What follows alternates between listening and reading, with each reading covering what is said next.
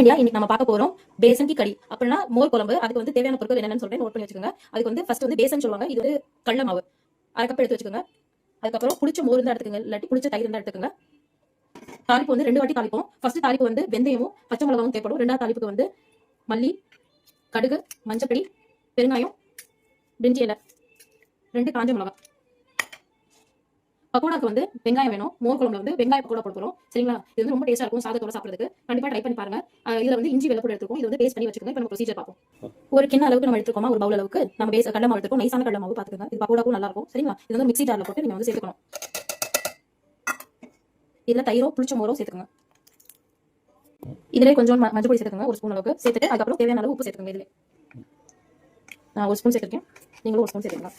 நல்ல முறை வர அளவுக்கு நல்ல மிக்ஸி ஜார்ல வந்து நீங்க நல்லா அடிச்சுக்கோங்க. சரிங்களா? இந்த மாதிரி இருக்கணும். அப்புறம் இதுல வந்து நீங்க தேவையான அளவு தண்ணி சேர்த்துக்கலாம். இப்போ இதுல தயிர் எடுத்துக்கேன், இதுக்கு 2 பங்கு நீங்க தண்ணி வந்து ஆட் பண்ணிக்கங்க. 2 3 பங்கு நீங்க ஆட் பண்ணிக்கலாம். அடுப்பு நல்லா சூடானதுக்கு அப்புறம், சட்டி நல்லா சூடானதுக்கு அப்புறம் நீங்க வந்து இதுல கொஞ்சம் வெந்தயத்தை போட்டுருங்க. ஒரு 1/2 ஸ்பூன் அளவுக்கு வெந்தயம் போட்டு வெந்தயம் பொரிய விடுங்க.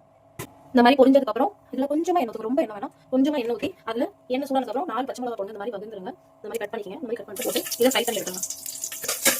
இந்த மாதிரி செவந்ததுக்கு அப்புறம், இந்த மாதிரி நல்லா செவந்ததுக்கு அப்புறம் நீங்க வந்து இதுல அரைச்சு வச்சிருக்கீங்களா, இந்த மாதிரி அரைச்சு வச்சதை இதுல ஊற்றுங்க. இப்போ தண்ணி ஆட் பண்ணிக்கலாம். இப்போ இதுல ஒரு கடலை மாவு எடுத்திருக்கேன், அதே கப் அளவு கடலை மாவு எடுத்திருக்கேன். அதுல கொஞ்சோண்டு நான் வந்து உப்பு போடுவேன். பக்கோடாக்கு ஏற்ற மாதிரி நீங்க உப்பு போட்டுக்கங்க, தேவையான அளவு போட்டுட்டு தண்ணி ஊற்றி நல்லா கலக்குங்க. மெதுவாக லம்ஸ் வராத அளவுக்கு பார்த்துக்குங்க. இந்த மாதிரி நல்லா மிக்ஸ் பண்ணிக்கங்க. மிக்ஸ் பண்ணல எவ்வளோ தண்ணி ஆட் பண்ணுமோ அதை பார்த்துக்கணும். கொஞ்சம் கொஞ்சமாக விடணும். இந்த மாதிரி வரணும் மாவு வந்து இப்படி இருக்கையில் இந்த மாதிரி மெதுவாக அந்த மாதிரி வரும். தண்ணி பொங்கினதுக்கு அப்புறம் நல்லா பொங்கி வரும். அதுக்கப்புறம் இஞ்சி வெள்ளை பேஸ்ட் வந்து இதில் போட்டு நல்லா கலக்கி விடுங்க. இந்த மாதிரி நல்லா மிக்ஸ் பண்ணிக்கங்க. அதுக்கப்புறம் இப்போ ஸ்லோ பண்ணிக்கங்க. இப்போ பாருங்க, இந்த லெவலில் வந்து வெந்துருச்சு. இங்கே இருந்துச்சு நம்மளுக்கு, இதை விட கீழே குறைஞ்சு வந்துச்சு. இதை விட ஒரு லேயர் குறைஞ்சதுக்கப்புறம் வெந்துருச்சுன்னு இருக்கும். சரிங்களா? இப்போ இதில் வந்து வெங்காயத்தை ஆட் பண்ண போகிறோம். சரிங்களா? ஆட் பண்ணிவிட்டு நல்லா மிக்ஸ் பண்ணிக்கங்க. நல்லா பிளெண்ட் பண்ணிக்கங்க. வெங்காயம் பத்தலைன்னா ஆட் பண்ணிக்கங்க. இப்போ ஒரு தாச்சியில் நான் வந்து தேங்காய் எண்ணெய் விட்டுருக்கேன். நீங்கள் எந்த எண்ணெய் வேணுமோ அதை வச்சு நீங்கள் வந்து பக்கோடாவை தாச்சியில் ஊற்றி நீங்கள் வந்து ஃப்ரை பண்ணலாம். இப்போ பாருங்க, இந்த கோடுலேருந்து கீழே வந்துச்சு. இப்போ இது வெந்துருச்சு. சரிங்களா? இது கணக்கு வச்சுக்கோங்க. நான் எடுத்துருக்கேன். இங்கே பாருங்க, இந்த பக்கம் பாருங்க, ரைட் சைட் பக்கம் பாருங்க, இந்த மாதிரி வெந்துருச்சு. இப்போ வந்து ஆஃப் பண்ணிடலாம். அது வரைக்கும் நல்லா கிண்டிட்டு தான் இருக்கும். இப்போ இந்த மாதிரி திருப்பி போட்டுக்கோங்க.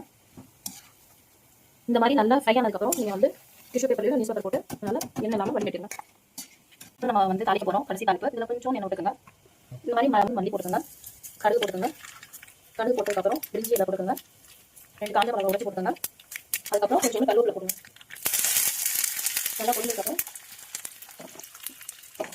நல்லா பொரிஞ்சதுக்கப்புறம் பெருங்காயம் கூட போட்டுருங்க. இப்போ இந்த ஃபைனலாக இதில் போட்டு மிக்ஸ் பண்ணிக்கங்க. மிக்ஸ் பண்ணிட்டு இது இப்போ நல்லா மிக்ஸ் பண்ணிட்டு ஒரு கொதிக்க விடுங்க. டேஸ்ட் பண்ணி பாருங்க. உப்பு கம்மியாக இருந்தால் நீங்கள் உங்கள் அளவுக்கு நீங்கள் உப்பு சேர்த்துக்கங்க. சாப்பிட்றதுக்கு முன்னாடி நீங்கள் வந்து இதில் ஆட் பண்ணிக்கலாம். சரிங்களா? இப்போ ரெடி ஆயிடுச்சு. நீங்கள் என்ஜாய் பண்ணுங்க.